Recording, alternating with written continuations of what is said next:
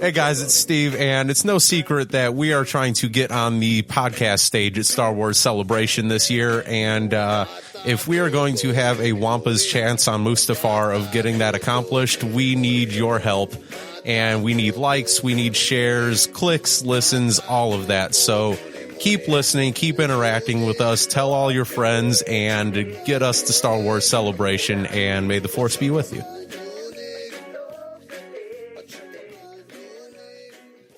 Warning: the following podcast contains irreverent humor, exceptionally nerdy opinions, potential cursing, and plenty of love for the prequels.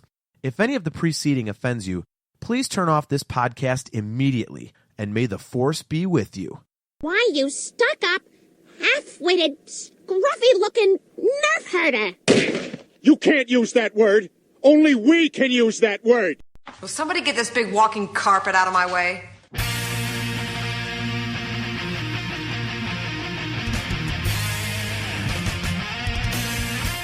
You're tuned in to the Nerf Herder Council, your source for Star Wars opinion, conversation, and debate, featuring your hosts, JT. I mean, they killed his mother. What's he supposed to do?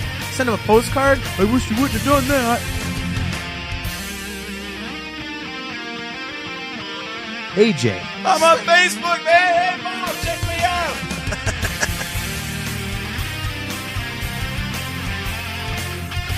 Steve. God, can we get some, insider on episode 8 before Celebration and then just spew it in front of the crowd? On this episode of the Nerf Herder Council, with the official announcement of the title of episode 8, we discuss possible story and character directions for The Last Jedi and beyond.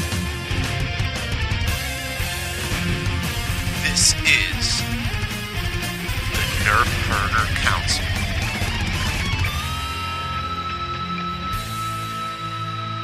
What's up, everyone? Welcome back to another episode of the Nerf Herder Council. I'm your host, JT.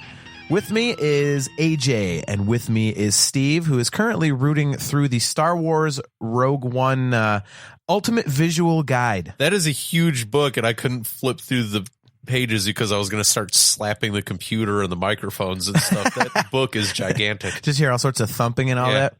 You know what's funny about that, Steve, is AJ showed that to me the other night. Before our Trivial Pursuit match, our Skype Trivial Pursuit match with the guys in Blockade Runner. Yeah, we'll get into that in a minute. Yeah. And the one thing I couldn't quite catch the name of in Rogue One was that slug looking manatee thing that whatever it is with the milky looking eyes that makes you lose your mind, but it can tell if you're lying. So I root through that book. Do you know that's not in there? Really? Yeah, there's all these characters where you might see their ankle sticking out of a doorway, and they get 3 pages of the book. Yeah, and the mind reading slug thing is not in there. I'm like, that's what I wanted to know about. So what it's like Gullet or something like that. That's in the ultimate visual guide. Board Gullet. Board Gullet?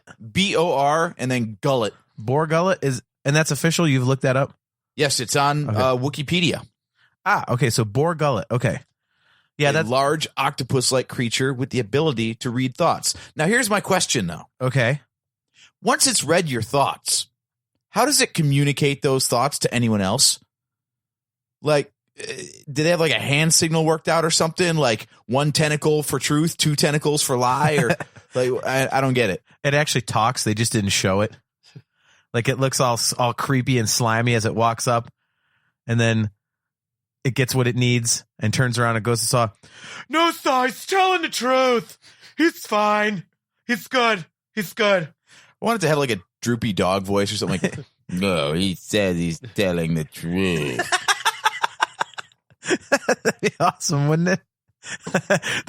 that would be great to put on YouTube, is to put a voice to it. I like yours though. I don't like you. We need to get in touch with the guys who make Robot Chicken and get them to work on that. That'd be great. I would love to see Boar Gullet and Boba Fett.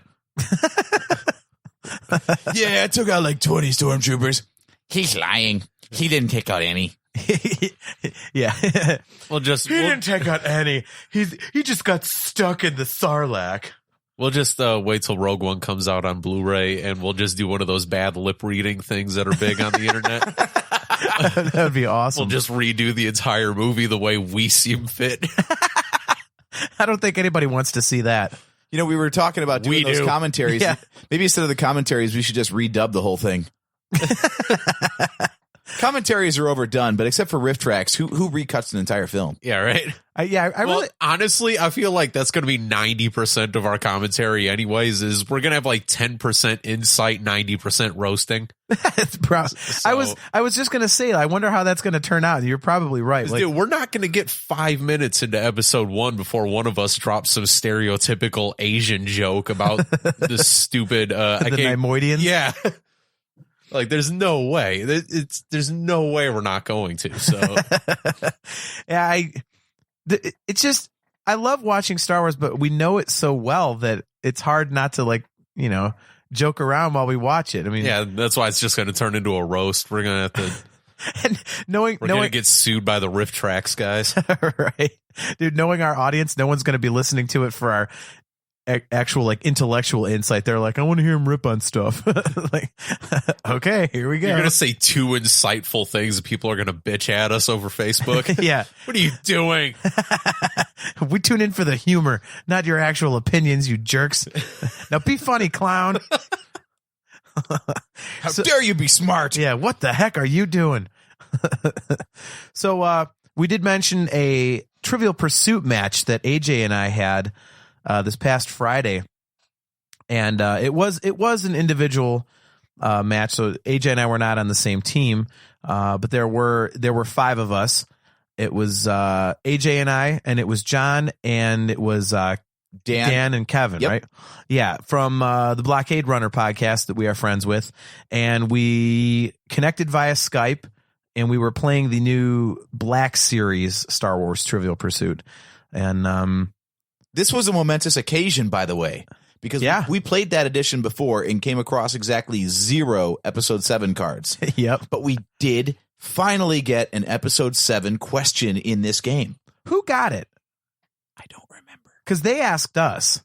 They actually found the cards in their pile. We didn't find any in ours. Yeah, I swear I actually found the pack and mixed them in. I know they're in there somewhere, but still, I've even, like, just gone rifling through the stack one at a time, like, looking for it. Never come across it yet. Yep. Well, you were the beneficiary of a run of questions that were the most mind-numbingly, stupidly easy, like, trivia questions for Star Wars that I could possibly imagine. Steve, you should have seen it. He got like 20 or 25 questions in a row right, and they were like, what color is R2D2? So he got questions that I probably would have got right. Oh, yeah, you would have gone, what the hell is this? This is so easy. Because I remember when we tried playing the one time, like, I was getting the exact 180 of those things. You guys were asking me questions. I was just sitting there staring off into space. Like, wow, I have no idea. I feel like I've never watched any of these movies now. Thank you. Well, that's what happened to me, because AJ went first and then I ended up getting second. So AJ went first, and he would get these stupid easy questions, and then mine comes up, and it's like, how many rocker panels are on the left side of the Millennium Falcon? It's like, what the hell? I kept getting all these screwy, really difficult ones, and so AJ, and then it was AJ and John. They took a pretty big lead. It was what, 5 then you get to cheeses? AJ, and they're like, what color is the Stormtrooper armor? Yeah. Well, there was something really funny that did come up, because their buddy Kevin showed up a little bit late. He actually, because AJ had gone on such a run, he ended up coming right as, I think it was the first round ended. Yeah, right, as the first round ended. All 4 original players had just finished their turns. And then Kevin shows up, so he went 5th. Well, anyway, we were joking around about AJ's questions, and we said something like, what power binds the galaxy together? Ha ha, the Force. So Kevin comes in, and I'm not even kidding. He rolls, and the first question, I had to ask it, and I just busted out laughing immediately. It was, what does Obi-Wan Kenobi say binds the universe together? It's like, are you kidding me? It was too perfect, but it actually happened. I was like, holy crap. So, but yeah, AJ got out to some monstrous lead. It was like 4 4 wedges to nothing or something. He and John were battling for it, and then so AJ, you had all 6, right? And you were going for the middle. And then 5 I was pretty stalled at for a while, actually. Okay. But then you got 6, right? I did, yeah. Okay. And then John got all 6 and he was going for the middle. And the way that we play is if you get into the middle, instead of, I think the rules according to the game are that the team asking the question gets to pick whatever question they want off the card. But AJ and I do it where you have to get an entire card right. So you pick a card at random and you ask all questions. You have to get all 6 questions right to win the game. So John had been telling us that he was just horrible under pressure, and every time he gets to the middle, he just tanks. Yeah, right. So don't you know, he finally makes it to the middle, and first question on the card, he blew it. So it was pretty epic, actually. Yeah. So we had been playing for like 4 hours or something, because we would start talking about Star Wars. We'd be bullshit for like 20 minutes, and then, oh yeah, whose turn is it? And then start playing again. So anyway, so AJ and John were battling to try and get in the middle, and I had 3 cheeses. And being the swashbuckling Han Solo-esque hero that I am, I went on a run that saw me land the 3 remaining cheeses, or wedge Antilles, as I call them. And on my very first roll to get the 6 I needed to get to the middle of the board, I rolled a 6, ran the card, and won the game. I was amazing. Yeah, it was ridiculous. You were like the dark horse trailing behind, and then just out of nowhere. I don't know how many times I danced around the stupid center. Yeah, I never even landed on it. Yep. Like I was the first one to be racing towards the middle, and I don't know how many questions in a row I answered right, but never got the roll. And the sucky thing for you was that you kept rolling one too many. Yeah. So yeah. he always was on like one space away from the center, and it was, oh my God. And there was a couple times, because we were using the R2D2 digital roller, because in the original trilogy version of the game, it comes with an R2, you push his head in it. Well, it would land on what he needed and then go one more. So we'd be like, oh, we got it. Oh, so it changed do that little beep. It just, yeah. Yep. Uh-huh. So he was so close, but yeah, so I ended up winning.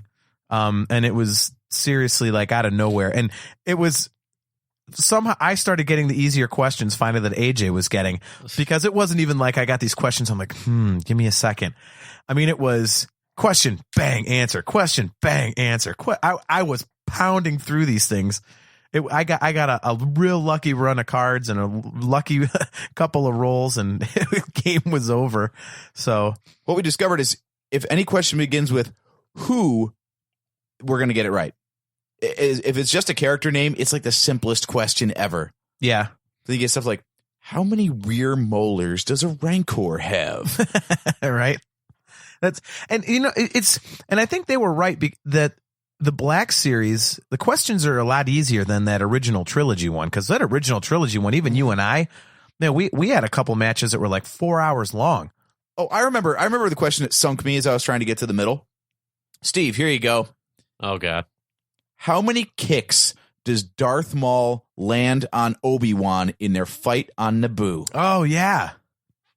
I actually got that one right. God, there's no multiple choice to that thing? No. Christ, 6. I don't know. Right? What kind of a bullshit question is that? It's 3. I was going to say 4. Yeah. I guess 3 because I remember the 2. The one is where, they're both fighting out like in all the rings and stuff, and he kicks him down, he falls down a couple levels, and then Force jumps back up. Right. And then there's the one when just the 2 of them are fighting. But I couldn't remember the third, but I'm like, I seem to remember a third one that I couldn't quite place, so I just kind of guessed 3 and it ended up being right. So I can't say, oh, I knew it was 3. But yeah, I mean, I know the movies guess. pretty well. I know lines of dialogue and pretty good with character names. But if you want me to remember the exact choreography of every lightsaber fight, I'm sorry, that is just too detailed. Yeah. But see, for me, though, if I'm going to play a Trivial Pursuit game, that's the kind of stuff I think they should have in there. Because people that are nerdy enough to want to play Star Wars Trivial Pursuit, probably are people like us who really know the movies. So asking the stupid easy crap, like what color is Chewbacca or whatever. I mean, that's why players like us can go on these crazy runs, because you get these easy ass questions. I think it should be a little more difficult. Like I say, the original trilogy one is pretty detailed. Yeah, but I still want it to be stuff that matters, and I don't care how many kicks or punches or anything land. Okay, like you had one that was similar, but it was at least fair. It was how many ATSTs were destroyed in the Battle of Endor. Oh, yeah. Uh-huh. And that one, you're like, okay, that's kind of cheap, but you can actually, you can rewind those in your head because those are at least big enough moments. Mm-hmm. Steve, you got a guess on that one? How many ATSTs were destroyed in the Battle of Endor? Chicken walkers. Did they actually call them chicken walkers in the question? No, but I'm just saying in case he's got a random guess. Let's say two or three. Three. Let's go 3. And you are correct. Yeah. Because the one that walked on the logs and fell over. Right. Then they had the one with the 2 logs came and smashed it into it. And then they had the one that Chewbacca blew up when he commandeered the other one. Yeah. So okay, yeah. So you can remember all those moments. Yeah. They're big moments. A kick being landed in the middle of a lightsaber battle is not a big moment. Well, yeah, it is, because there's not a lot of that going on. It's usually just lightsabers getting smashed around.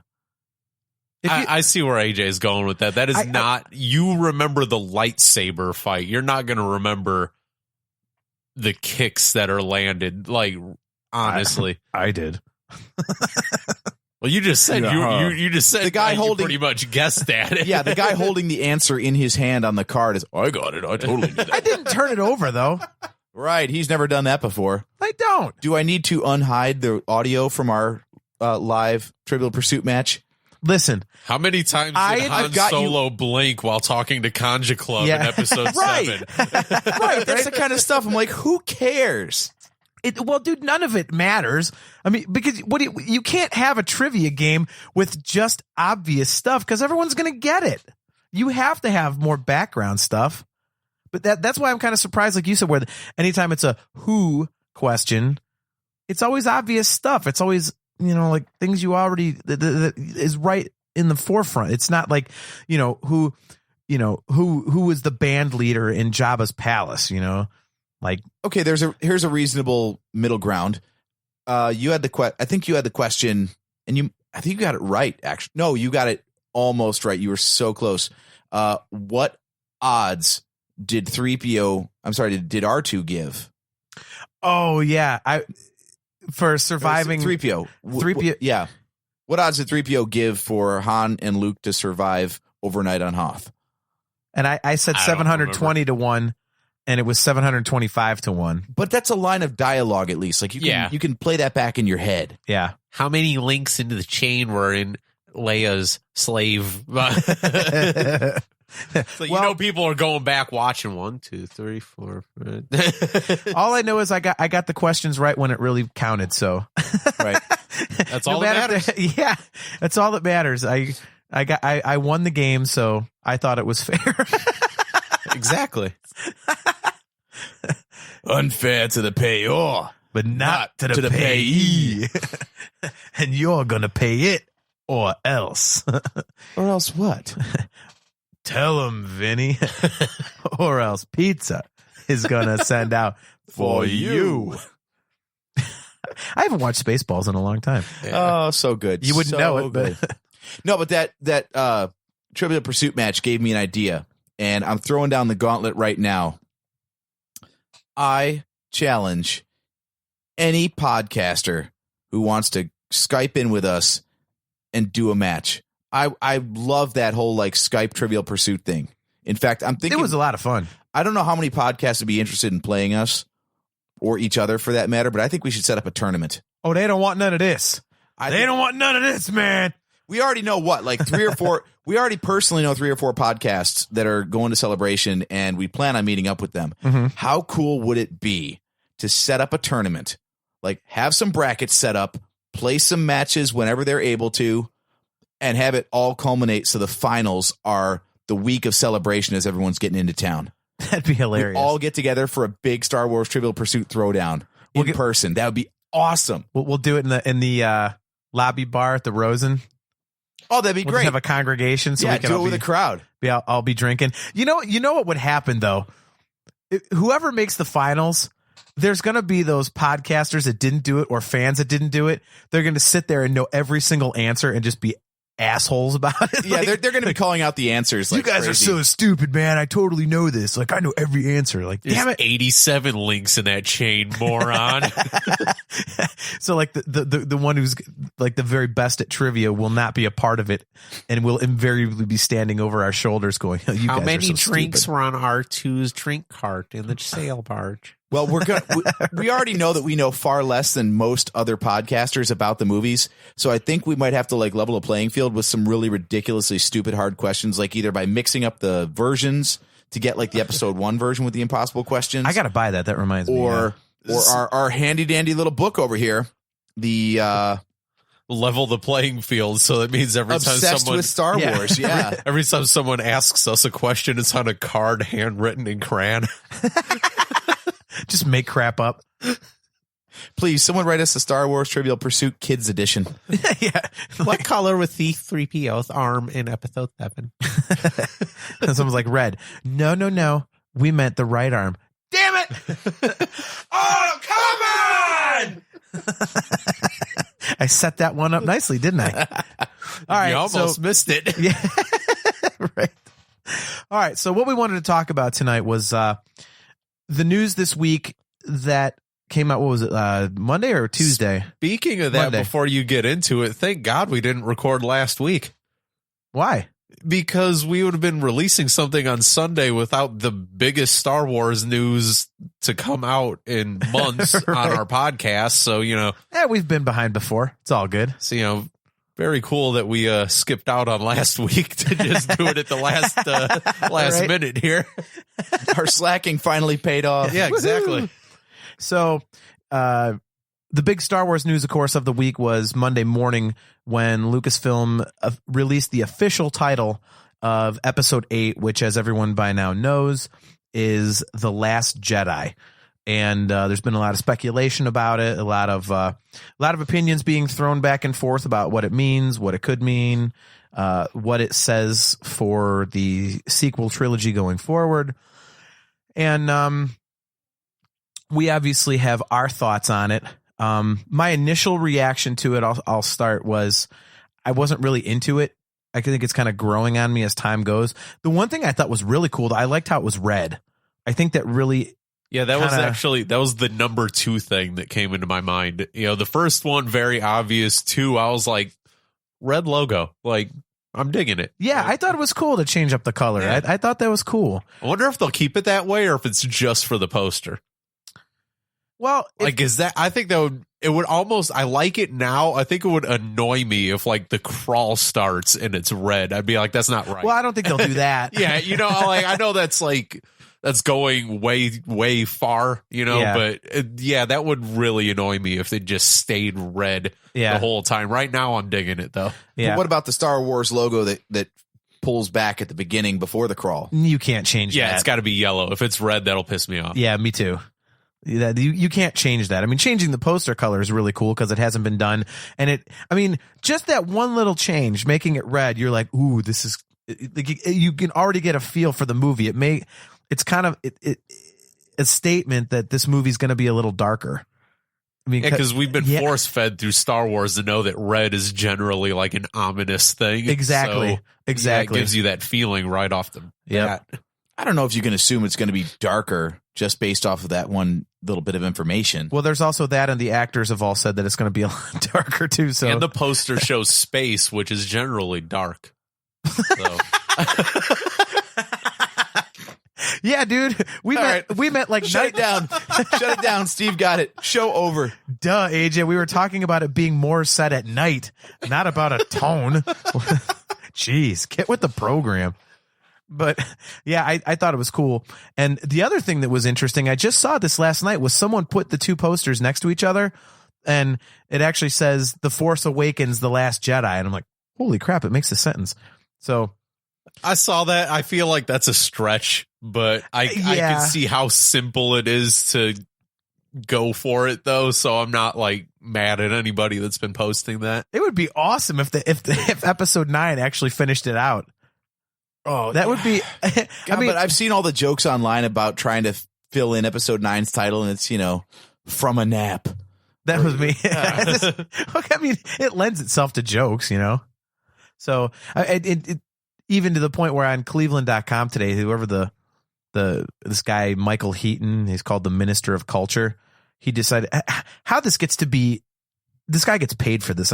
I need this job because it was so stupid. But he was like, here's all the titles that were rejected for episode 8, and it's all these like, ha, look how funny I am. Like, just stop it. It's not newsworthy. Quit with the clickbait. No one wants to hear your crap, especially because he was kind of like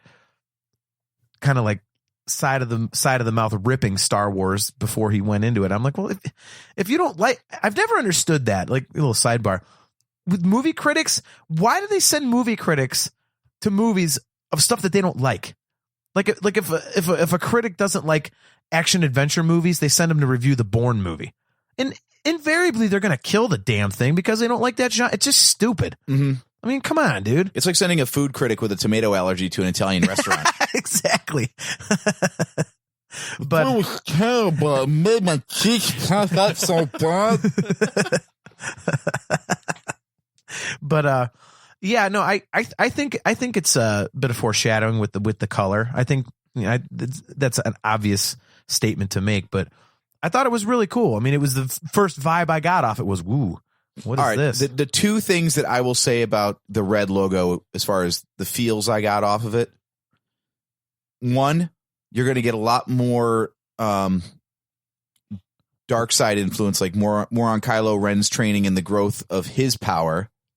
That could be one bit of foreshadowing. And the other thing could just be a level of intensity. I mean, red is pretty much the most intense, angry color you can have. So maybe the action scenes are amped up even more or something. I don't know. No, I mean, that could be. I mean, they've said that there was... Or maybe they're just going for primary colors, then the next one's going to be blue. Would that be great? Here's a blue poster. Then why? You can overlap all 3 posters when they come out, and it'll be 3D. Exactly. That's the whole plan. But personally, the rejected title I like was the one I saw in the Star Wars Podcast Alliance on Facebook just now. Which one? It says Star Wars. I better not have to watch Luke Skywalker die with my own 2 eyes. I swear to God. That was as soon as I saw the title, first thing that went through my head was like, Luke's dead. See, that's interesting because that's what a lot of the speculation is about. Because I figure, like, I'm just trying to put everything together. When they introduced all the old characters before episode 7 and stuff, we knew they were basically going to get picked off. It started with Han.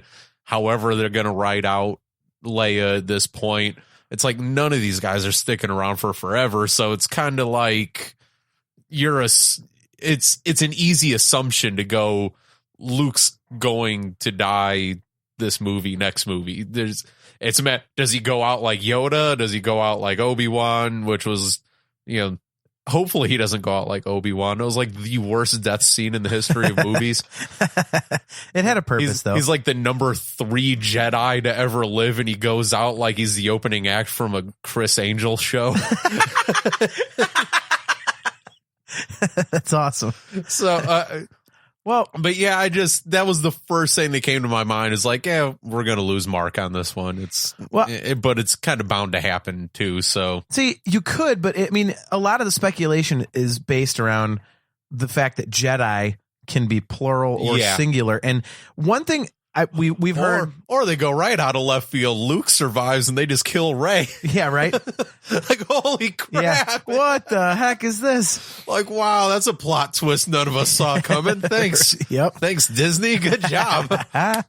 Yeah, I mean, a lot of people are saying, oh, well, it could mean that it's about Luke, or it means the Last Jedi is Rey, or it means the Last Jedi is in like the new Jedi Order, but they're the last of the Jedi. And I haven't really seen anybody mention, what if it's plural, but it's just about Luke and Rey? A lot of people are kind of skipping that. It's either a new Jedi Order or singular Rey or singular Luke. And it's like, well, what if it's Luke and Rey? What if it's talking about the Jedi just before them? As in, like, the previous Jedi. The Last Jedi? He sucked. He is terrible. Or there's that. I highly doubt it. But hey, as long as we're just tossing out bad ideas, I got plenty of them. Oh God, the internet it is Wednesday night, dude, and we've had pretty much 48 solid hours on this. There's been some trash out there from things that people are trying to. God, I've seen so many. I'm not going to say so many. I've seen a handful of people that are like, okay, this movie's coming out in 2017. Star Wars Rebels is on the air in 2017. So obviously those time frames match up. Are you serious? Some people are that stupid. Yes. Talking about, Ahsoka or Kanan is going to come in. And I'm like, no, Kanan would be about 150 years old right now.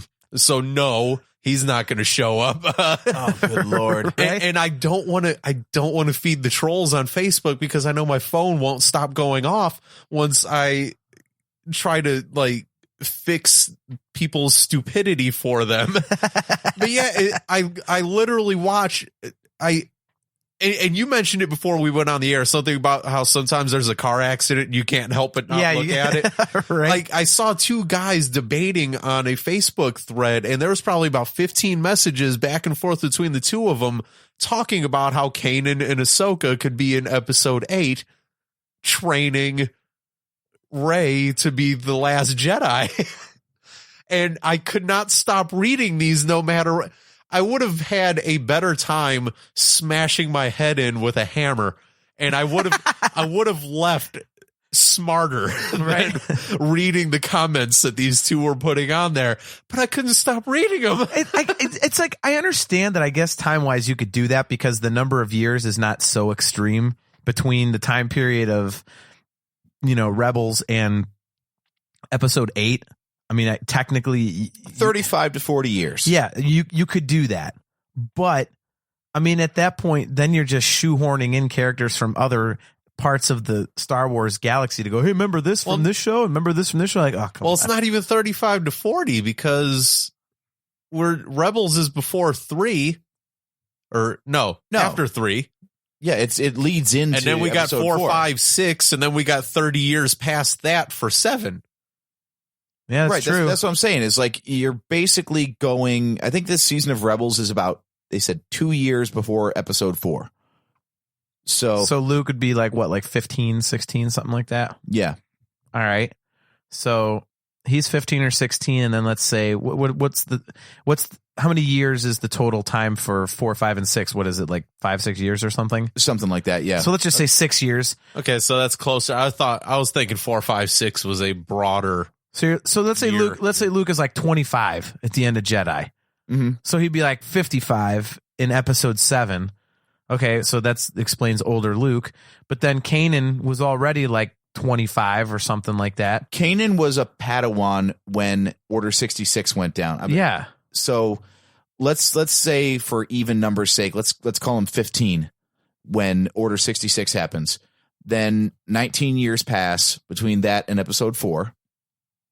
Okay. So we're looking at like 35, 34 years old plus another 35 years. He'd be like 70. Yeah, that would work. But I see. It's still god awful. No, believe me, I agree. And it's really, and if you would have, I should have screen grabbed them so you guys could see. They were literally going on the fact that they thought that Rebels and this was happening at the same time because it's 2017. Oh, come on. Come on. Like they were talking about things that were happening in this season of Rebels and how that could coincide to how they could train Rey to be a Jedi. I see that we've talked fan theories on the show many times, and I just don't understand where people come up with some of this stuff. It's almost like some people just come up with something just so they can have theirs out there. Like, look, I came up with a theory. Like, at least put some logic to it, or a microphone in front of it, like we do. At least ours have some basis to it. But that is what this show is. This is our fan theories. Yeah, but we didn't come up with the fact that Ahsoka is Supreme Leader Snoke, like that one dummy. Oh, God. Snoka. Yeah, a Snoka. That was great. I think I got a nosebleed when I read that. Oh my God. I mean, it was what our second show ever. Yeah. Attack of the Fan I'm Theories. gonna bring up the hammer thing again. I'm gonna get a hammer and just leave it on the table here. Whenever we read a horrid fan theory, that it just makes more sense to smack yourself in the temple with a claw hammer. I agree with that one. Yeah, no, what I wanted to do tonight, instead of just, oh, well, let's review what The Last Jedi means and why it's red, I kind of wanted to get into what we think the movie is going to, like start speculating, kind of get into like what we think it's going to be, what we think the story is going to be, kind of go deeper than just, well, because it says The Last Jedi. Because now we we're starting hammered quite a few points episode 7 before it came out. We might as well see how good we do on this one. That's why I want to kind of do that before it comes out, based on the information that's out there, because there are some, there's been photos taken on set that were leaked, and there's, we've discussed the fact that there might be a Force tree in this one, which I still don't think is as good of an idea as the Force cow that we came up with. Yeah, God, that was Force cow. That was man. I love it. That's one of our better ideas, but I'd love for episode 8 to just have a Force cow, just right, just at random spots. You just see him kind of off in the distance. He's just walking, just chewing on some grass off in the distance. Well, it's got to make blue milk. Yeah, it's the only 2 times. Wouldn't that be great? The only 2 times we've seen it were at the Skywalker household and the Urso household. What if if they had the same cow? It's like a 500-year-old cow. Yeah. It lives as old as Yoda. You know what? If Evazan and Ponda Baba can get all the way from whatever that city were they on Jeddah City? Yeah, they were on Jeddah City. All the way from Jeddah City over to Mos Eisley, then yes, that cow could absolutely get from Lamu over to Tatooine. And at the end of episode 8, they just turn that thing into like one of the Saw movies where they basically recap the entire movie, so you could Yep. so you could go, oh crap, that's what it means.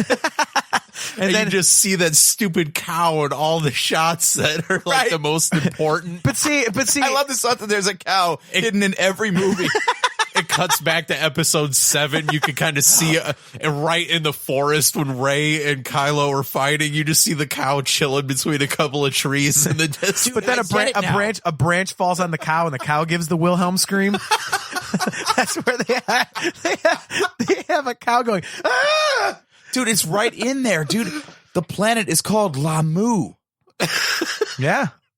Yeah. It would be an awesome plot twist, because Dude, we're gonna have one of those old school things up on my basement wall with from the cop shows with the map, and we're gonna have all the strings going to The CIA conspiracy map. and all the strings are gonna come to the center where there's this cow. see, what the plot twist is going to be is that there's going to be 2 Force cows, because the one Force cow makes blue milk, but then they're going to have another Force cow that's like evil, and it makes red milk. So it's going to be, I love it. because of it matches the color of the lightsabers and stuff. I love it. So that'll be, hey, check it out. There's 2 Force cows. Oh my God. Like, Yeah, that's the plot twist going into episode 9.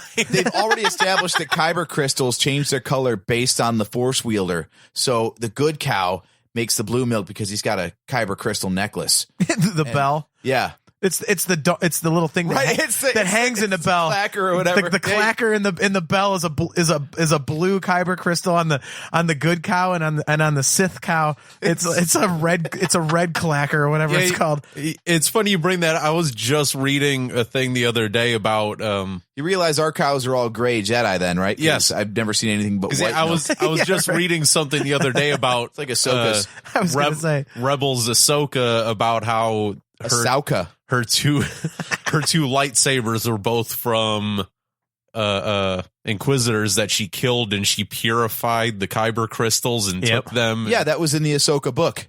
Yeah, so I still have. I thought I played that for you. Did we play that? Didn't we have that on the air? Yes, we did. I know. We had the explanation, but the actual passage of when she takes the crystals and they turn white, we didn't play on the air. But yes, that's in there. Okay. Oh, well, something that we know happens in episode 8 based on photos that everyone has seen by now. There's obviously confrontation of some kind between Luke and Rey and Kylo Ren. So we know that. For me, I kind of like an article that you found, AJ, that kind of tries to describe what's going on in the plot and kind of says that the Solo family, basically what threw Kylo Ren to the dark side, was a massive tragedy within the Solo family that we don't know about yet. Yeah, that even reading that article, and I've got to sort through and find it again so we can post it in the show notes. I never considered it because I just kind of like offhandedly took Force Awakens on its surface and assumed that him falling to the dark side was the split that put Leia and Han on separate paths. And this thing totally blows that out of the water, and it makes perfect sense. You want to elaborate a little bit? Yeah, basically what it says, Steve, is that, you know, Han and Leia were still together, and something it posits that Rey is another Solo child, and basically something happens, some massive family tragedy happens to the Solos, and Han and Leia are dealing with that and kind of neglect Kylo Ren as a result, and that's what pitches him over to the dark side. And is that it, or is it's basically what overall. Yeah. They use the books and all the stuff that's come out about the sequel trilogy timeline so far to kind of like piece together when they split, when Ben went to train with Luke. So, and then also revisit some of the dialogue from episode 7 to try to figure out the way things go. And, you know, here's what we know for sure. We know that up to about 6 years before The Force Awakens, Han and Leia are still together. And Ben is at this point off training with Luke. Yeah. Because that's covered in the timeline of Bloodline, the one that's all about General Leia and the formation of the Resistance. Spoiler for anyone who hasn't read it. Sorry. It's been out. It's been out for what, 6 months now? Yeah. Maybe a little bit more. Plenty of time. If you haven't picked it up yet, it's your own fault. Right. So at least up to 6 years before episode 7, they're still together, which is weird because, you know, I got the impression from the movie that they had been apart far longer than that. So, you know, that they haven't been split that long. And in that book, Ben is already off training with Luke and is not going by the name Kylo Ren. So his fall to the dark side has not happened yet as of 6 years prior to episode 7. So all their dialogue about, you know, we both had to deal with it in our own way. We went back to what we're good at. And Leia saying, you know, that's when I lost him. That's when I lost you both. It wasn't sending him off to Luke that she's talking about, which is what my assumption was. Steve, is that the impression that you got from the movie? Yeah. Kind of what I figured it was. Yeah. This theory says that was not what. Right. There was something preceding that. So in the time preceding Ben going off to train with Luke, something happened, and the consequences were that they sent Ben to train with Luke. And also they sorry, don't pass me notes while I'm trying to talk, Steve. Come on, you know I can't read and speak at the same time. Yeah. This is why I'm the host. I can multitask. Well, I can't. Sorry, I only have one language center in my brain, and it only half functions most of the time. So, but anyway, so they're saying that there was something that happened before Ben was sent to train with Luke that caused them to send him off and pretty much split them up too. Like they both kind of withdrew into themselves and went back to other things instead of coming together to deal with the tragedy. See, when I read that, I mean, it makes some good points. You know what? The first thing that popped into my head was I don't know how the timeline would work with this, but there were actually 3 Solo children, and Kylo kind of threw a fit and accidentally killed like the other child, and stuff started rolling. And so that's why they took Rey away and hid her to kind of keep her away from whatever was happening with Kylo. So that's kind of some. Oh, okay. So that could be like the tragedy, because I can't imagine some huge tragedy that didn't involve another family member. I mean, what you know, like what, their dog ran away. So you're saying ball cat. Yeah, right. Kylo started off early by killing their cat. That's how a serial killer begins. Yeah. So you're saying there's actually 3 Solo children. Was. And yes, one dies, the other one gets sent to Jakku. To be. And then Ben was Solo. Oh, man. Oh, dude. Where's that great. hammer? I need that hammer. That was very good. Quick thinking, man. Nice work. But yeah, I mean, I can't think of anything else that would be that. Let's say that that's true, and that's where they're going with it. I can't think of anything that would be that big of a tragedy that wouldn't, I mean, he accidentally kills another, family member and then starts getting all evil because of it. And they're like, oh, get Ray the hell out of here kind of thing. Yeah. I mean, the one thing that we're like, oh, I'm so sure of this. We're, like 320 some days away from the movie still. So maybe Han was just a horrible father and Kylo spilled some blue milk. He was severely abused as a child. Yeah. No, the problem was they'd feed him blue milk, but every time he put his hand on it, it would turn red. So they're like, oh, crap, get this guy over to Luke. Get it now. Now, the thing that, in my mind, is so obvious is that I would think that if this is true, that sending Ben off to train with Luke is a direct consequence of whatever happened. So I would think it's got to have something to do with Ben's force powers manifesting. Yeah. Yeah, makes sense. I would agree with that. Like, then they ship him off to Luke's boarding school over on the Dagobah system there. Yeah, right. See, I wonder if that's the case, if like he was already kind of going down a dark path and they sent him to Luke to kind of try and straighten him out.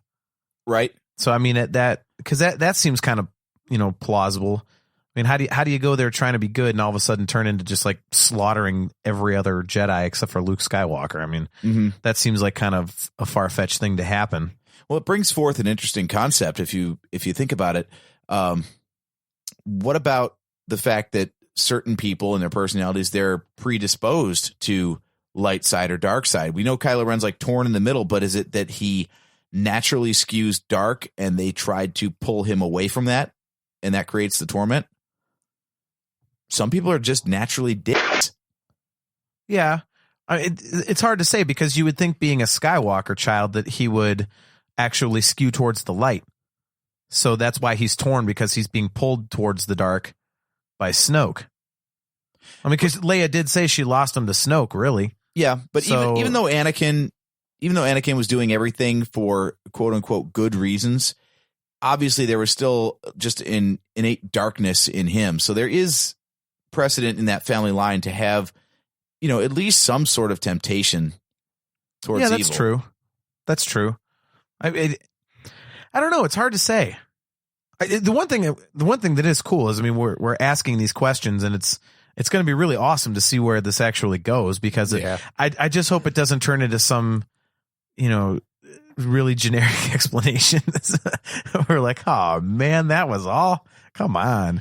Well, with the amount of detail, I mean, if Rogue One showed us anything, it's that the story group has a plan in place for everything. Yeah.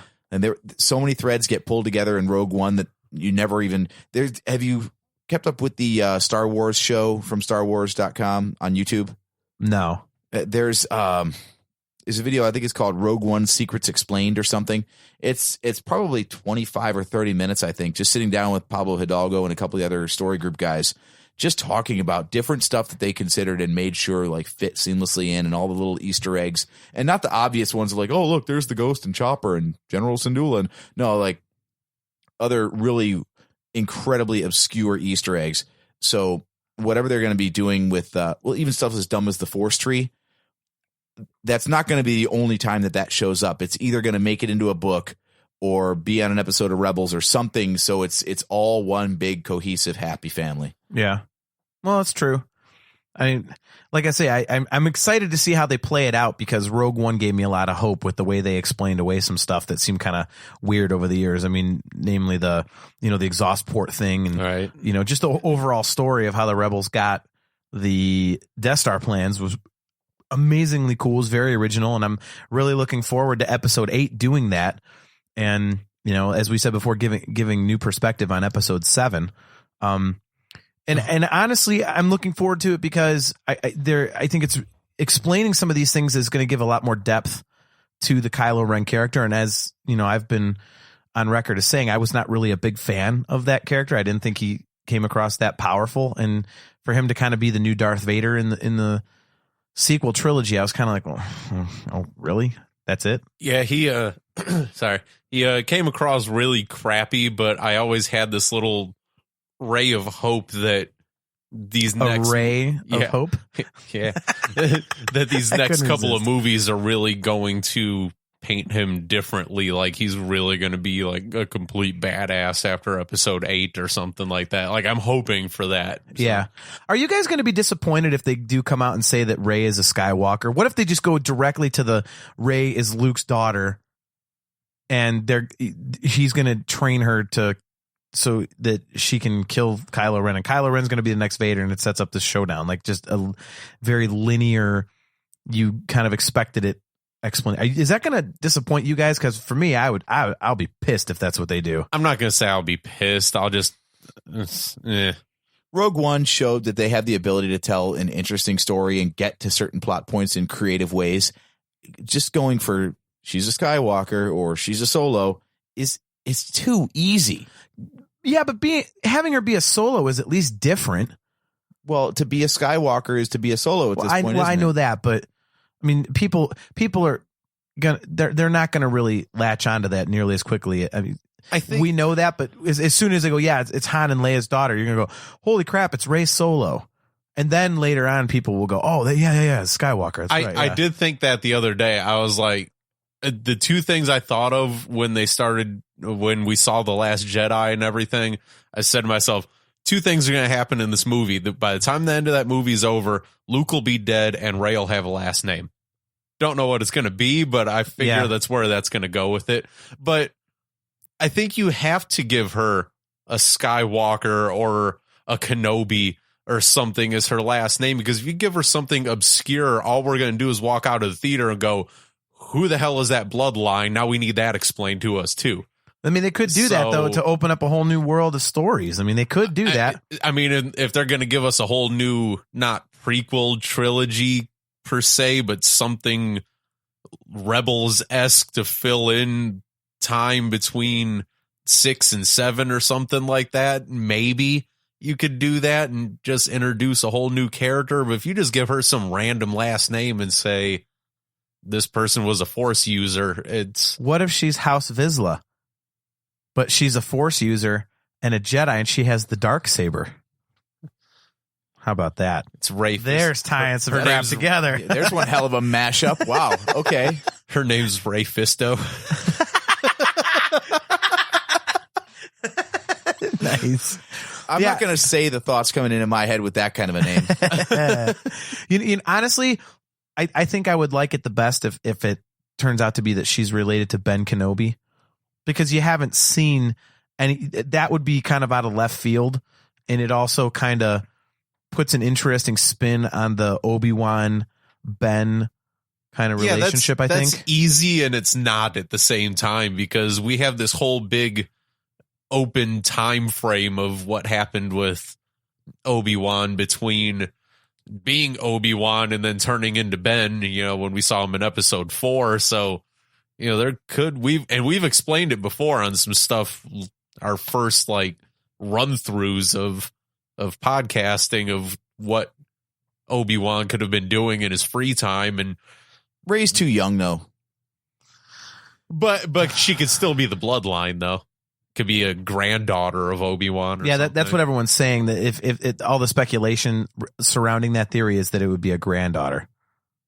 But that would be an awesome parallel, because you had Anakin versus Obi-Wan, and then their grandchildren end up on opposite sides again. And then that leaves the question, well, then who the heck was her mother? If it's a grandchild, so then you have that. So yeah, it leaves a nice little hole for them to write in, doesn't it? Yep. I could go with that. I could totally go with that. That'd be fine by me. So does that mean that they would have to explain the fact that Ben Kenobi's actually picking up chicks in Mos Eisley in episode 4 in order to get somebody pregnant so that he would then have Rey as a granddaughter? Like Obi-Wan's out there just like the ultimate space pimp. Maybe after Order 66, when he went into exile, he just started using that. Is that how Maz got the lightsaber? Apparently so. When he walked off of Mustafar. with that saber. Luke, after Order 66, Luke figured there's no more Jedi, so he doesn't have to use the Force for honorable purposes. So he's just out at space bars, like you will take your shirt off, and just totally using the Force. You want to take your shirt off. He's just picking up chicks using the Force. He just turned into a total bastard with the Force. That was. Honestly, there's 3 people sitting at this table right now that would probably use the Force for just that. So just picture being like a single guy and having the Force. How could you stop from doing that? I mean, I know this is totally off topic, but since you mentioned it, that's exactly what we would do with it. Are you kidding? You're like, man, I totally want to hook up with that hot chick, but she would never go for me. And you just go over there and you're like, or as long as one of your boys has the Force, I got you, fam. Yeah, exactly. There you go. Pull the strings from behind. You don't want to be so overt about it. Right?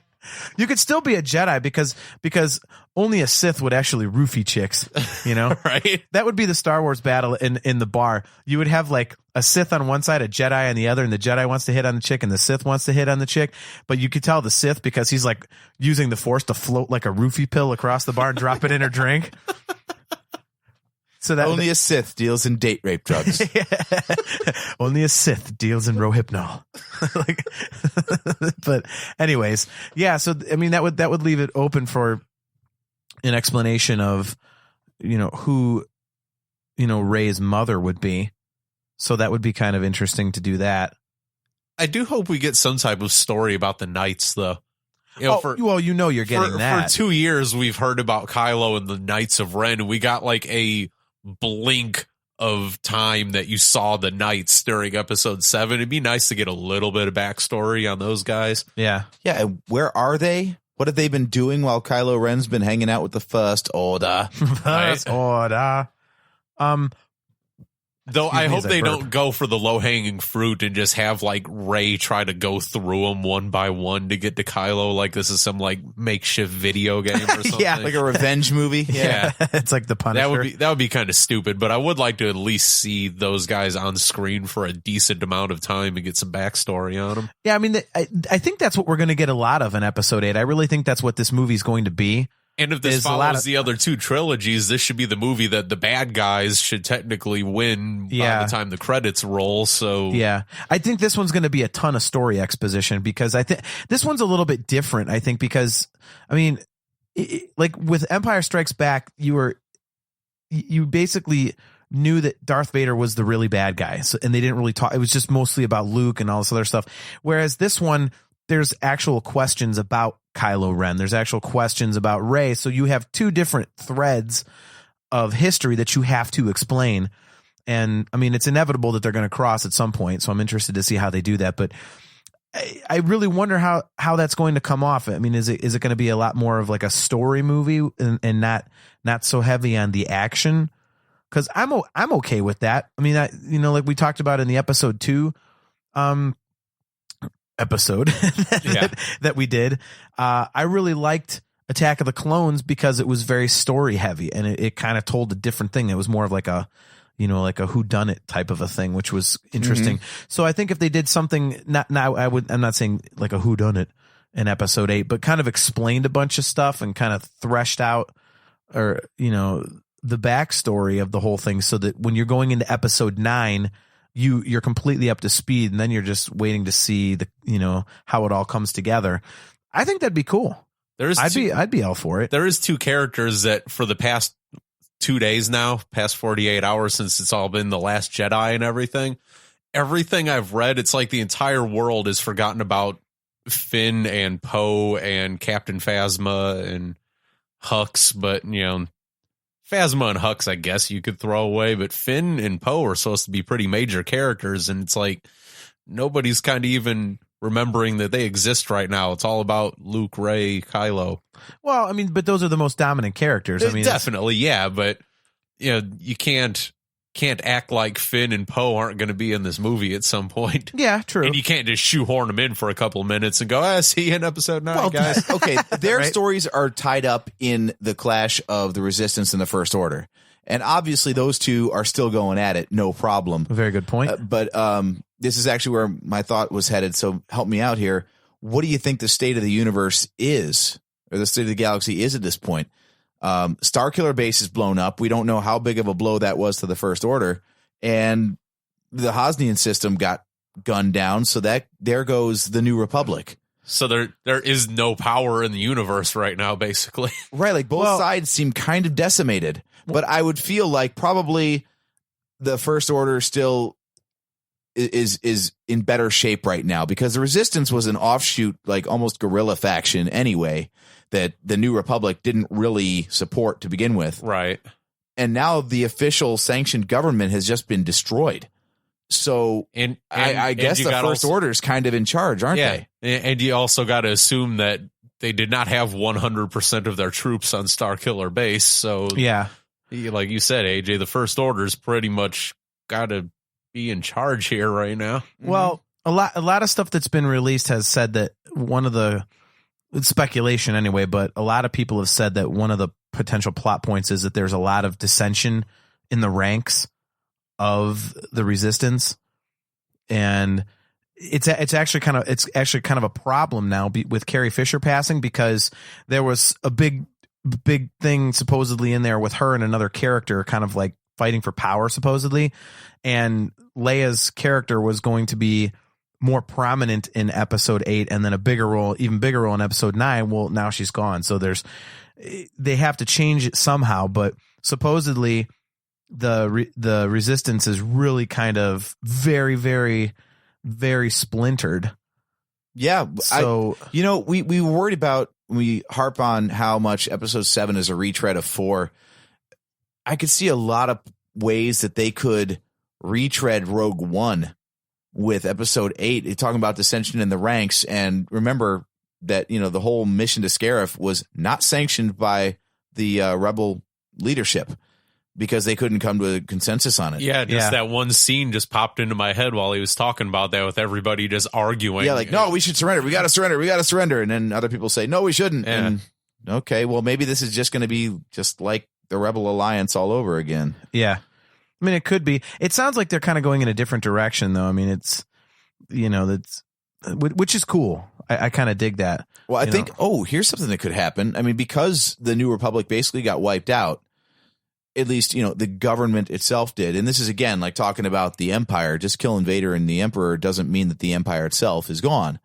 So maybe the Resistance kind of is the government now, because they're the only survivors of the sanctioned government of the galaxy. Yeah, it would basically be anarchy otherwise. Yeah, I mean, someone's got to be in charge. So unless the First Order just says, well, we blew up your government, so we rule all of you now, the only people left would be the Resistance to step in on the good guys' side. Yeah, that's true. So maybe Leia was kind of forced back into a political role by virtue of being the only one left. Yeah, and that therein could be the power struggle that we just talked about, where since she has to take over, and all of a sudden they're like, well, crap, Hosnian, the Hosnian system's gone, the seat of our government, someone's got to rule. So there could be a power struggle. No, I want to do it. No, I want to do it. And someone's looking at the destruction again of the Hosnian system and seeing that as a potential open door to kind of be the new leader, the new Mon Mothma. And I could see the power struggle, because in Bloodline, Leia's lineage is made public. So up to this point, as recently as 6 years before The Force Awakens, the galaxy did not know that she was Vader's daughter. Really? That's a pretty cool thing. Yeah, her lineage, as far as everyone knew, was Bail Organa. They did not know that she was the twin sister of Luke, and therefore Vader's daughter. And that's what cast her out of public favor, because there were all these rumors immediately spread about her being, secretly in league with the First Order, or, just being evil and wanting to, take over the galaxy just like her father did. Okay. So, yeah, imagine now she's the one politician left to run things. Anybody else who's left is like, whoa, no. You're Vader's daughter. We are not following you. I'm taking over. Exactly, right. Maybe that's it. Because, I mean, they obviously the books are there to fill in the blanks, that the movies can't fill in. Yeah. So maybe that's exactly what it is. I mean, somebody's like, well, no, you're not, you're not taking over. You're Vader's daughter. We don't trust you. You could be in league with the First Order still, for all we know. Mm-hmm. And then it's, she starts battling with somebody that, doesn't have that background. and thinks that she's going to go all dark side or something. It's a Yeah. possibility. Yeah, and there were two major factions to the New Republic to begin with before Episode 7. Again, Bloodline. They had, two ruling parties, so to speak. So I would guess that that didn't go away. That was probably left unresolved. Then Hosnian Prime got blown up, and now it's just one more reason that one side is going to come down and say, "This is how we handle it. Let us run the show," and the other side's going to say, "No, we got the way to handle it. Let us run the show." I think one thing, if they do something like that in Episode 8, I think it'll kind of reinforce what we said before, that they really should have put a little more emphasis on Hosnian Prime and the Hosnian system and its importance, because it was really in the movie, they just kind of blew it up and you're like, all right, well, they blew up a bunch of planets. And yeah, like the one Joe Camel old fart looking dude as the laser blast is coming down.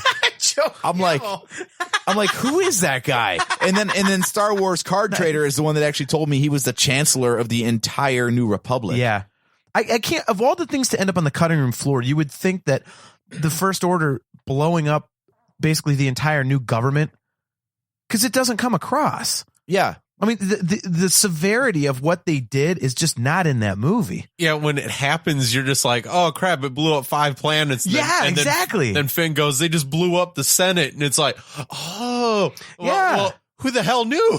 And even then, I was just like, I mean, it took me a few viewings to what go. What did they say? Target the New Republic, I think, was the line. Something like that, yeah. Well, I didn't know they actually meant the government. Yeah. I thought they just meant some planets that the First Order didn't control. Yeah, I had to listen to the audiobook of Episode 7 where they actually talked about, the new resistance being based, on Hosnian Prime and the Hosnian system. Yeah. Like, okay, so, and then I went, wait a minute. So they basically blew up the whole government.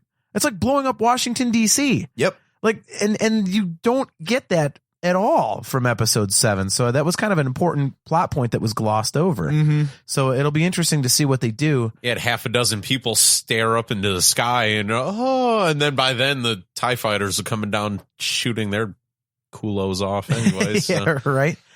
Yeah, they didn't really have much time to... Steve, I'm sorry, man. I love it when you try to censor yourself, because in your head you're going, I don't want to edit this. Exactly. Right. Like shooting their culos off. Culo. I took 3 years of Spanish class in high school. Maybe that's the Star Wars term for nuts.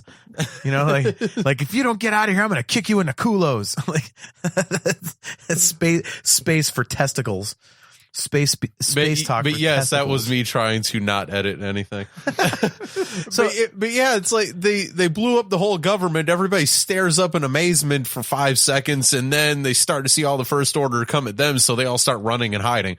So there was no time whatsoever for them to, show that this meant anything, that those planets were blown up. Right.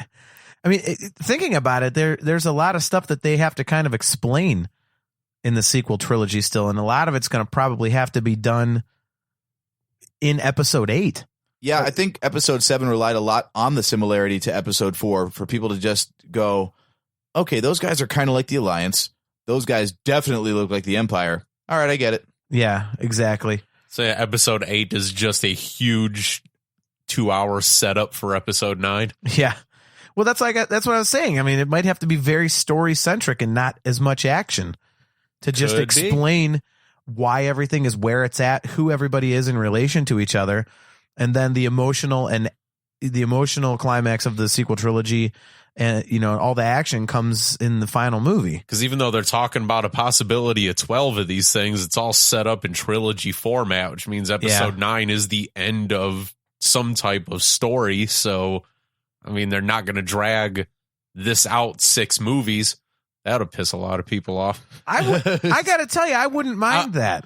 I feel like I wouldn't be that mad, but I think the general Star Wars fan would get pissed off about it. I would mind it. I would totally mind it. But if they're going to let's say they're setting this up to where Rey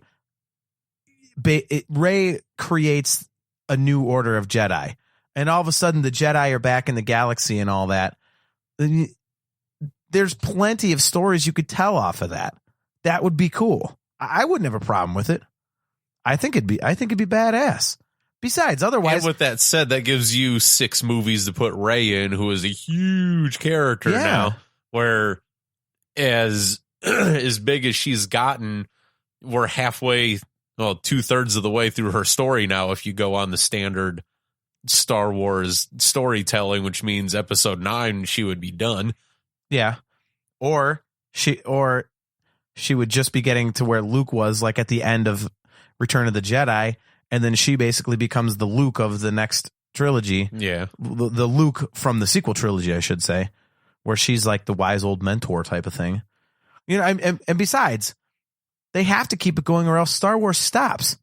And I don't want to picture a universe where there's no Star Wars. Don't worry. As long as it keeps printing money, they'll keep making movies. Oh, it's going to keep printing money. I don't want 6 movies of this story. I like the trilogy format. If you got like 6 films all based around these central characters, what you've basically got is the Police Academy films. Well, let me correct myself. I didn't mean like, or the Harry Potter series, but the Harry Potter series was deliberately written in a 1 year per book fashion that made sense to have 7 turned into 8 films. Okay. Yeah, I didn't mean like take what they're telling in the sequel trilogy and stretch it out to, 6 movies instead of 3. I just meant if you're going to start the Jedi Order all over again and kind of reset the universe, there's plenty of stories that you can then tell. So I wouldn't have a problem if they went into that, as like, a new canon kind of a thing. I think what really intrigues me the most is this whole premise of Luke going to find the first Jedi temple. So we're going to find out a lot about the origins of the Jedi Order. Yeah, that's one of the things I'm looking forward to in the sequel trilogy, because I know a lot of people are of the opinion, I've heard this a lot, that, well, I'm tired of seeing stuff with the Jedi and the Sith, enough with the lightsaber. And like, I love that. To me, that's what Star Wars is about. I want to know about that. Yeah, that is Star Wars. Yeah. It's cool as hell. I mean, it was fine in Rogue One, because it was a different type of movie. But to have a saga film that doesn't have lightsabers and the Force and stuff is kind of like, what the heck? You can't do that. Yeah, I was thinking about it today at work. I was just thinking to myself, trying to prep for tonight. And I'm like, I don't see Kylo Ren as a Sith. And it kind of annoys me, being a huge Darth Vader guy, that we're going into the second of the new trilogy here, and there's no Sith to balance the universe out basically right now. Not that, I mean, Luke's alive, so obviously there's a live Jedi. We're assuming Rey is going to be one. Yeah. But I don't see Kylo as a Sith. And if he is that means Snoke is supposed to be the other one, since there's always 2. Yeah. Uh-huh. So there's something missing, and that's just coming from me being a fan of the bad guys. Well, again, that's another part of the story they have to explain. I think if nothing else, we've determined that episode 8 has a lot of weight on its shoulders in terms of, the loose threads to tie together, which, should be interesting to see how they do it. And again, I really, really hope that they see from the success of Rogue One. Sorry for stuttering, but I really have to burp. Sorry, I didn't want to belch on the mic there, but I really hope that they see from the success of Rogue One that you can tell a very original story and it'll still be successful and make you money. Because there's so many cool things that they could do with these open-ended storylines that they created with episode 7, that to just, paint by numbers, all of them would just it would really suck. So, yeah. I mean, there's so many things to explain, which is kind of cool. I kind of dig that. It's a different way of looking at episode 7. Like, obviously I'm very critical of it for ripping off episode 4, but maybe it's written that way deliberately to set up episode 8 the way that it is. And are they going to tie 8 and Rogue One together? Talk about, Luke finding the Jedi Temple. Does that mean we're going to see a dilapidated, he's going to go to Jeddah and what's left of it and try to find the temple that's there or something? Possibly. Yeah, I wouldn't have a problem with that, because Jeddah's the Jedi homeworld, so you would have to assume it has and that part planet to play. would still be kind of fresh in Star Wars fans' minds from Rogue One, and the Blu-ray's coming out at some point before Episode 8 comes out, so it'd be even fresher in our minds at that point. Yeah. I mean, I'd be fine with that if it plays into it. I mean, in fact, it would almost have to, because you have to think that they wouldn't put the Jedi he goes homeworld. to Jeddah, and there's just a stick stuck in the ground. You're like, it's cheering.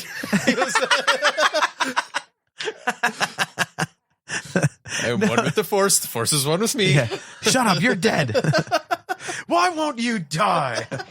But no, I mean, you would figure that they kind of almost have to do something more with Jeddah, because you can't bring the Jedi homeworld into the Star Wars saga and then just go, okay, we're done with it in Rogue One. I mean, that's too big and too important of a locale.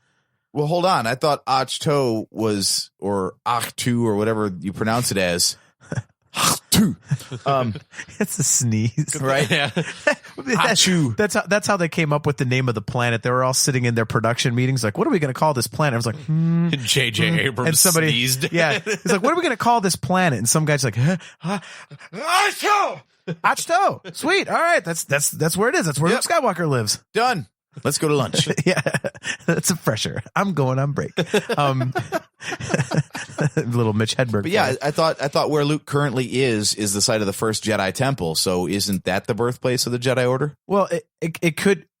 Well, we don't know if that's the site of the first Jedi Temple. Was that specifically said? I don't know that it was. Well, I mean, they said that he was looking for it, and that R2 had a map to Luke Skywalker. So you assume the only way he would know where he was is by knowing where Luke intended to go and knowing where that location is. Well, Luke clearly got stranded on an island somewhere. He ran out of gas. Right. It was just a stop on the way, and he ran out of gas. Like, damn it. It was all land, and then there was a lot of rain, and and then Luke got stuck on the little island. Yep. Yeah, I mean, no, that's a safe assumption. But then again, it also could be that he told R2 where he was going, and R2 was the only one who knew, and he just picked something that he knew of the existence of that was completely off the map so that he could hide, and that wasn't necessarily the locale for the first Jedi Temple. So I mean, it's two schools of thought. I tend to side with your explanation, AJ. So I mean, that's much more plausible. But I mean, then again, being the site of the first Jedi Temple doesn't mean that Jeddah can't be the Jedi homeworld, because we already saw the big statues that were knocked over. So there's obviously something very Jedi. There's history there for sure. Yeah. So I mean, and again, I mean, I find it hard to believe they would bring that up in Rogue One and then just abandon it. I mean, to say this is where all the Jedi basically come from, and then to just not ever do anything about that just seems like, that's just, how do you do that? You know what it is? It's like a Disneyland, Disney World thing. Disneyland opens first. Right? That's Achto. And then they go to Jeddah. And then like, that's the one that everybody knows, because that's like the whole world is Jedi instead of just this one little temple. So yeah, that's like Anaheim to Orlando right there. That's what they're doing. Or Achto is just It's a Small World After All ride. To Jeddah. Jeddah's like the main park, and then they have It's a Small World After All. They're training with lightsabers. Luke and Rey are up there training, and all of a sudden a little Swiss dude comes out on a track. It's a small world. Get out of here. Not now. Sorry. And goes back in. Little animatronic just turns around and goes back into the little cave. Right. But yeah, I mean, I don't know. That just seems like something they would have to revisit. So maybe not in immediately the next theatrical release, though. Yeah. Well, I'm not saying that. I'm just saying. Here's the problem. We're being conditioned now to assume that everything is connected in all forms. But you know what, though? They're doing that. Well, okay, yes, they're doing that in terms of storytelling, but everything that goes on screen doesn't have to connect on screen to something else you already saw. Just because you saw Jeddah in Rogue One doesn't mean they're somehow screwing us if they don't give us Jeddah again in the next Star Wars movie. Well, yeah, that's true. I just think somewhere down the line they have to do something with it. I mean, who knows? I mean, maybe that's another television show that'll address it or something. I don't know, but I mean, I just maybe it's a story for another time. a good story. for another time. And with that, we have plenty of other stories to tell another time, so we'll close up shop for tonight's episode. We really kind of came up with a lot of theories about this movie that basically said there's a crap ton of stuff they have to explain. Ryan Johnson's going to come out and be like, this thing is 2.5 hours long, people. Yeah, right. It'll be the longest one yet. Get ready to have your legs fall asleep. Well, it's already going to be better than the last middle trilogy film because he already had the title in the first draft on this one instead of like George Lucas, who was still editing the thing 3 weeks before theatrical release. He did that on all of them. He was always editing it right up to the... Yeah, but there were rewrites and all the other crap. Oh, my God. This one seems to have been produced with a clear vision from the start, and that alone excites me. Well, but that's also because they have the Lucasfilm story group in place. Everything's mapped out 3 years in advance. Yes, I love that. So they knew what was going on with this movie back in 2014. 2013 even probably. Hell, they probably had the whole sequel trilogy done. And there's a few people that, only a few people that actually know it. So, yeah. But anyways, everybody, thanks for checking out another episode of the show. We really appreciate it. We're starting to pick up some traction a little bit. People are messaging us and trying to get our opinions on stuff and giving us their opinion of the show and everything. And I think one of the coolest things that's happening is people are giving us their opinions on what the heck is going on with these stories, which is really cool. So yeah, that's one thing that we really encourage is the interaction. So keep hitting us up on Facebook. You can message us. You can put comments up there. You can post stuff on our page. Hit us up on Twitter at NHC Podcast. You can email us if you'd like. Feedback at nerfherdercouncil.com. Give us a call. Leave us a voicemail at 440-987-WARS. WARS is 9277. So you can leave us a message, and if we get it, we can play it on the air and discuss whatever you'd like to discuss. Don't forget, we are on Ear Peeler, which I'd like to give a special shout out to Victor from Ear Peeler. I was just on an episode of the Classic Metal Show this past Saturday for a podcaster summit, the very first one, and there was about 8 of us, and I got to actually interact directly with Victor. Oh, very cool. And I'll actually be doing an interview with Victor this coming Sunday, a music-related thing. He and I are going to be discussing Dream Theater's Images and Words album, so I have no shortage of opinions or knowledge on that subject, so that'll be fun. You can find us on Spreaker. That's our main outlet. Don't forget, we have our YouTube page. You can find us on iTunes, Google Play, Stitcher, all your usual podcast locations. And once again, thanks everybody for tuning in. Don't forget to share the show with everybody. Get some more attention for us. The Star Wars Celebration podcasting stage application should be up pretty soon. At least we hope, because it's getting pretty close to the show. You would think it'd be up by now, but who knows? People have been asking about that online too, and an insider source says it will be up shortly. Okay, good. And if they don't do a podcasting stage this year, don't worry about it. You will still get a couple episodes of the Nerf Herder Council from Celebration, so don't worry about that. So, anyways, guys, thanks for tuning in. I am your host, JT at Dog Pound Jet. Oh, wait, one more thing. Don't forget, we have T-shirts on sale. We have our official Nerf Herder Council Raglans for $20. So if you'd like to get a shirt, just shoot us an email or a message or some kind of contact online, and we can get your information and send you out a shirt. They're excellent. They're very cool. I have one here, not that you can see it. Yeah, right. I've worn mine like crazy so far, so I'm a walking billboard. Yeah, I'm kind of proud of it. I actually, I thought that thing felt pretty good when I got it, and turns out it's the exact same garment that Seven Dust has on their latest round of tour merchandise. Well, there you go. And Seven Dust being like the most underrated band in the history of music, where like our podcast. Yeah, we're the most underrated podcast. So there you go. Well, if push comes to shove, when you guys are at Celebration, just find wherever the live feed cameras are and just stand there with the T-shirts on the whole time. We'll be those guys in the back holding up our shirt. Yeah. It was like, who are these douchebags? We'll be basically doing it at like every feed. Everyone's You're just stretching.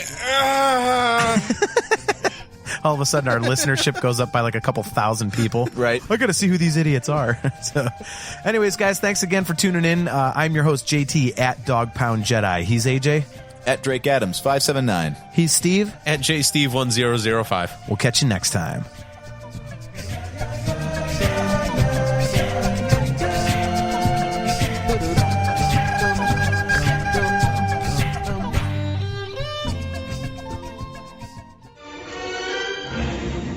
Bucket of bull bolts is never gonna get us past that blockade. This bucket's got a few surprises left in her. Plus, me and Chewie are on it. Ain't that right, Chewie? Hell yeah, you my nerf herder. You my nerf herder. Hey guys, this is Steve, and it's not a question. Fuck, it's no secret.